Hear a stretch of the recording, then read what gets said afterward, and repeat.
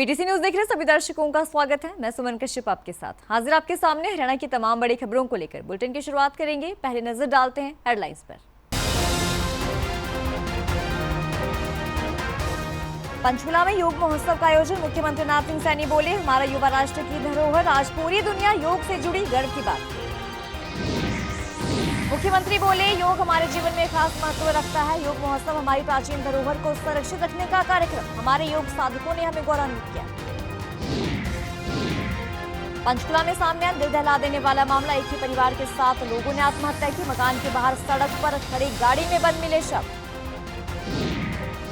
ब्रिजभूषण के बरी होने के फैसले पर महावीर फोगाट का बयान, कहा, कोर्ट के फैसले के बाद सवाल नहीं उठाया जा सकता, हम कोर्ट के फैसले का स्वागत करते हैं। यमुनानगर में बदमाशों के हौसले बुलंद, ठेके पर बदमाशों ने कुछ पर्चे फेंक कर फायरिंग की। 1 दर्जन गोलियां चलाने के बाद वहां से फरार हो गए।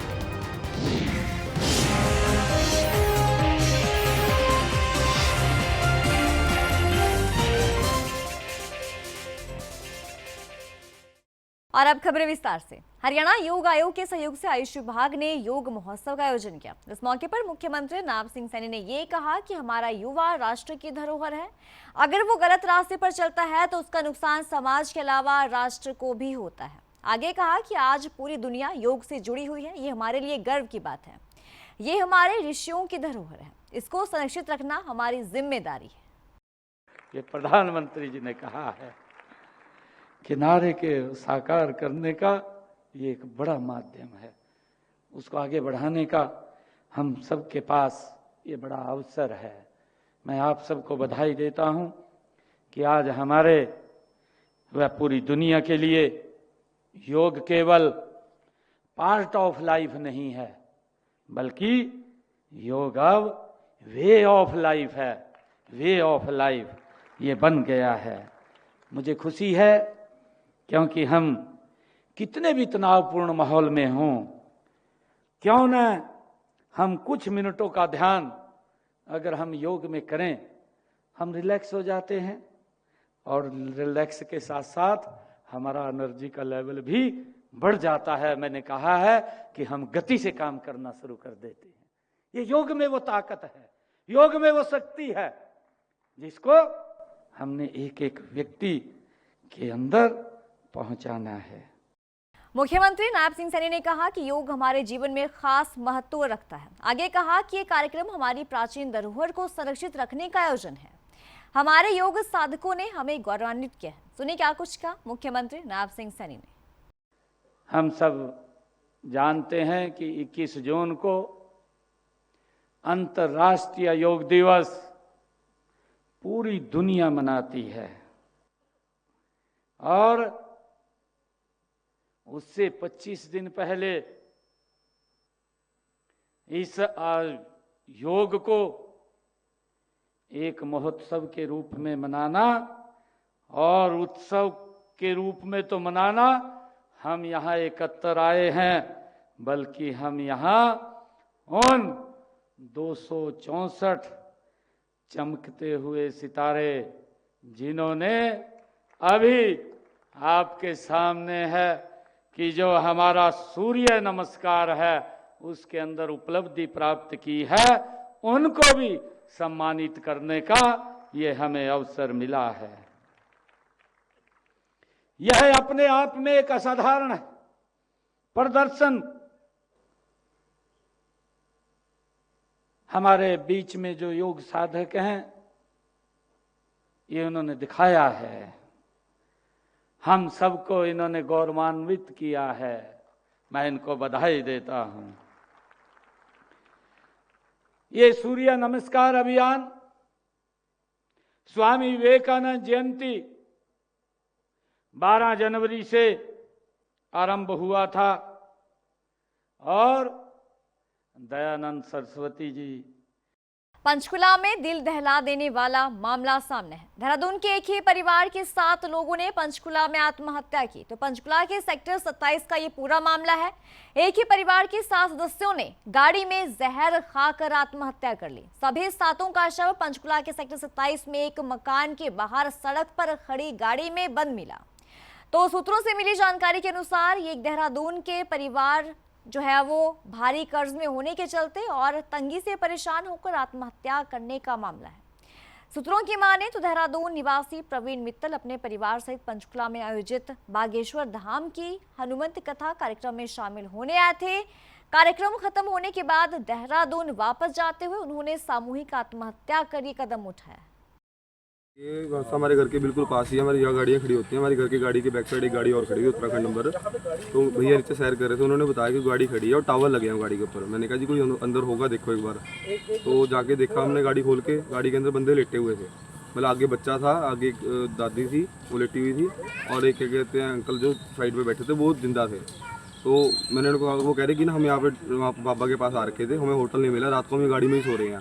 मैंने उनको कहा कि गाड़ी यहाँ से हटा लो, आप गाड़ी यहाँ मार्केट में लगा लो, आप यहाँ ना लगाओ गाड़ी। कह रहे जी ठीक है। वो गाड़ी स्टार्ट करने लगे। मैंने कहा मैं दोबारा वापस आया, मैं कहा एक बार रुको उतरा। मैंने टॉर्च जला के फ़ोन की देखा कि क्या हुआ है।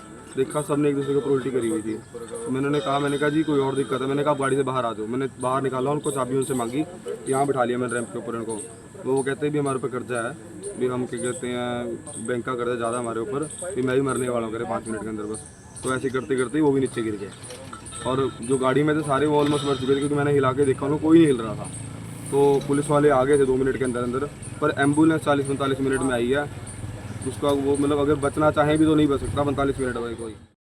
जिले की सफेदो तहसील के खातला गांव की बेटी गरिमा सहरावत ने श्रीलंका की राजधानी कोलंबो में आयोजित ASBC youth women Asian boxing championship 2025 में शानदार प्रदर्शन करते हुए सिल्वर मेडल अपने नाम किया। जी हां, ये प्रतियोगिता 10 मई से 24 मई तक आयोजित की गई थी। तो गरिमा के इस उपलब्धि ने न केवल उनके परिवार और गांव बल्कि पूरे देश का नाम रोशन किया है। मेडल जीतने के बाद पहली बार जीन के अर्जुन स्टेडियम पहुंचने के बाद कोच, परिजनों और स्थानीय खिलाड़ियों ने फूल मालाओं के साथ गरिमा का जोरदार स्वागत किया। तो स्टेडियम में मौजूद छोटे बच्चों ने तालियां बजाकर गरिमा का उत्साह बढ़ाया।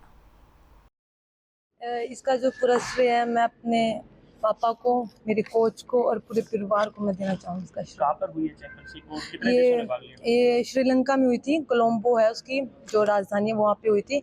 वहाँ पे 25 देशों ने भाग लिया हुआ था, और ये एशियन बॉक्सिंग चैंपियनशिप थी जिसमें मैंने सिल्वर मेडल हासिल किया। कब से तैयारियां चल रही है इस मेडल की? बहुत तैयारियां तो बहुत पहले से चल रही है। और तो अब आगे का क्या प्लान है?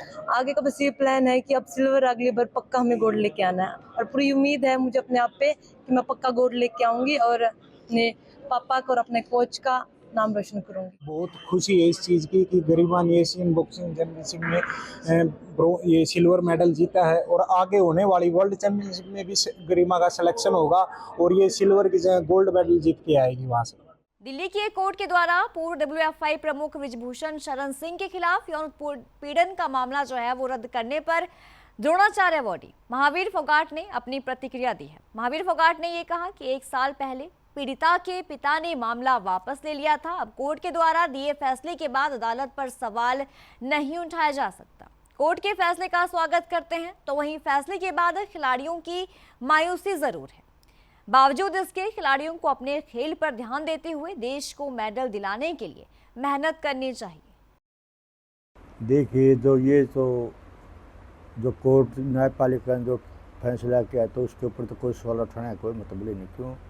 जो न्यायपालिका होती है वो अपने जो सारी तथ्य देख के उस टाइम फैसला देता है। तो पास्को का जो केस था उसके माँ बाप ने ये पहले विड्रा कर लिया था, ये तो जो पहले भविष्य में पहले दिख रहा था।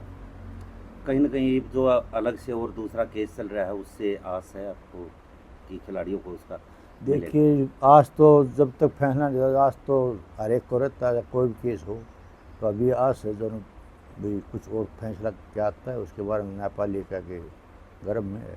एक खेलों के बारे में जो कर रही है, जो आज जो गुजरात के अंदर एक जो मेरी बात हुई थी, जो हमारे जो अमित शाह जी से जो बता रहे थे बहुत बड़ा जो बनने जा रहा है, जो वर्ल्ड लेवल का जो सारे गेम का जो रहने की और बढ़िया कोचिज की व्यवस्था जो गुजरात में बनाया है, और बड़ी वो अच्छी है जो और के पैसे बढ़ाए इनने। यमुनानगर में आए दिन किसी ना किसी गैंग का कोई बदमाश फायरिंग करता है और फिर फिरौती मांगी जाती है। तो हाल ही में जगाधरी बस स्टैंड के पास शराब के L1 ठेके पर फायरिंग को अंजाम दिया गया। मॉडल टाउन स्थित होटल जे के समीप शराब का ठेका खुलते ही एक युवक ने ठेके के अंदर दाखिल हुआ और आते ही उसने वहां पर 5 पर्चे फेंकने के बाद फायरिंग करना शुरू कर दिया। तो ठेके के अंदर मौजूद कर्मचारियों ने जब युवक को गोली चलाते हुए देखा तो उन्होंने अपनी जान बचाकर इधर उधर भागना शुरू कर दिया। लेकिन फायरिंग करने आए बदमाश का मकसद किसी की जान लेना नहीं बल्कि दहशत पैदा करना था। पर्चा पुर्चा बनाने के लिए इधर खड़े थे, मैं तो पीछे था, मेरे साथ वाले इधर खड़े थे जी। फिर मैं भी मौके पर उठ के आ गया अंदर से। जब उसने फायरिंग की उधर से आते वो अंदर आया, उसने 4 पर्चियाँ घेरी इधर पे। फिर उसके बाद वो पीछे हो गया। पीछे होने के बाद उसने एकदम फायर की जी। पहले इधर वाले शीशे में फायर किए, फिर इधर पे कम से कम 11 से 12 फायर किए। पर्चे पे क्या लिखा था? पर्चे पे लिखा है जी कौशल चौधरी, ओम भैया शौकीन। कोई मोबाइल नंबर? ऊपर पता नहीं, एक कॉन्टेक्ट नंबर तो लिखा है उसके ऊपर। क्या ठीक है कि आज बोली होनी थी, क्या था इसी की? हाँ जी, बोली तो खैर 31 को होनी, अब ये तो हमें ही पता नहीं क्या था, कैसे आया करके। कितने लोग थे? सिंगल था जी। वो कवर था जी, कैसा था? मुँह मात के आया था जी, अब इतना तो हमने भी पहचान नहीं की जी। 2-3 गोली करी तो इधर ही खड़े थे, फिर उसके बाद अंदर चले गई थी जी। हमने आया कैसे था? वो तो इधर से पैदल आया था जी। पैदल आया। रोहतक में लगता है कि बदमाशों को पुलिस और कानून का कोई भी खौफ नहीं है। आए दिन बदमाश किसी न किसी तरह की वारदातों को अंजाम देते आ रहे हैं, तो वहीं पुलिस सुस्त और बदमाश चुस्त नजर आ रहे हैं। रोहतक के गांव भालौट में 3 बदमाश एक गाड़ी में आए और एक शराब की दुकान पर बंद पड़े शटर पर अंधाधुंध फायरिंग करना शुरू कर दिया। बदमाशों ने इस फायरिंग का अपने मोबाइल में वीडियो भी बनाया, जिसमें वे बिना किसी डर के फायरिंग कर रहे हैं। जब बदमाश फायरिंग कर रहे थे तो अंदर एक काम करने वाला वर्कर सो रहा था। गोलियों की आवाज सुनकर वो खड़ा हुआ और गोलियों से बचने के लिए नीचे लेट गया, जिसकी वजह से उसकी जान बाल बाल बची। ये दहशत फैलाने के लिए हुआ। ये एक गांव बालोट का है, एक दहकोरे का है और एक रेटोली का। 3 बंदे थे, सोशल मीडिया पर अपलोड की हुई है वो वीडियो, उससे पता लगता है कि ये 3 गांव के बंदे थे। ये वाइन शॉप का टेंडर होना है और वो बोल रहे थे कि टेंडर कोई नहीं लेगा, अगर कोई लेगा तो जान से जाएगा। पलवल में आयोजित 3 दिवसीय राष्ट्रीय कुश्ती प्रतियोगिता के अंतिम दिन भारतीय कुश्ती फेडरेशन के राष्ट्रीय अध्यक्ष संजय सिंह के साथ पीटीसी न्यूज ने खास बातचीत की। तो वहीं खेल राज्य मंत्री गौरव गौतम ने इच्छा जाहिर की है कि यदि भारतीय कुश्ती फेडरेशन चाहेगा तो हम आने वाले दिनों में पलवल में एक अंतर्राष्ट्रीय इवेंट कराना चाहेंगे। इसके लिए पलवल में तमाम सुविधाएं यहाँ मुहैया कराई जा रही हैं। यहाँ अंडर 17 थी और अंडर 17 के बच्चों में बहुत ही ज़्यादा करंट है। हमारी जो पिछले 2 साल से 1.5 साल 18 महीने मान लीजिए कुश्ती रुकी हुई थी, लेकिन अब सभी बच्चे अपने पुराने रौ में आ चुके हैं, गार्जियन आ चुके हैं, कोच आ चुके हैं और उसका परिणाम यहाँ दिख रहा है। पीछे आपको अंडर 17 की बच्चियों में दिखा भी कि जो अंडर 17 की बच्चियाँ वर्ल्ड चैम्पियनशिप का मेडल लेकर के आई, तो ये बहुत बड़ी उपलब्धि थी भारत के लिए कि इसने विवाद के बाद भी बच्चियां वर्ल्ड चैंपियनशिप का मेडल लेकर के आ रही हैं। अच्छा, कितना फर्क पड़ा होगा 1.5-2 साल जो कुश्तियां रुकी रही, एक तरह से जो विवाद रहा श्री ब्रजभूषण जी को लेकर के, और अब ब्रजभूषण जी उन आरोपों से बरी भी हो गए हैं, आपके बड़े भाई हैं, क्या कहेंगे इस पर? देखिए, आरोप तो तीसरे दिन ही पता लग गया था कि केवल अध्यक्ष पद के लिए ये सब आरोप लगाया गया है। अब उसके पीछे जो लोग थे, मैं फिर से उस विवाद में नहीं जाना चाहता, उनका नाम नहीं लेना चाहता, लेकिन सत्य की जीत हुई, न्याय मिला हम लोगों को और हम लोग उस न्याय से बहुत ही खुश हैं। और जैसे पहले से ही पता था कि हम कुछ नहीं किए हैं तो हमारे ऊपर कोई आरोप बनता ही नहीं, और उसका न्यायालय के फैसले का मैं स्वागत करता हूं और देश की जनता को भी मैं ये साधुवाद देना चाहता हूं कि सब लोग हमारे कुश्ती संघ अध्यक्ष जी के साथ निर्भीकता से खड़े रहे। जो ये टीम जो अंडर 17 नेशनल रेसलिंग चैंपियन 2025 से निकलकर वियतनाम खेलने के लिए जाएगी, और मुझे पूरा भरोसा है कि यहां से जो खिलाड़ी और जो निकलकर जाएंगे वो दुनिया में भारत का नाम रोशन करेंगे।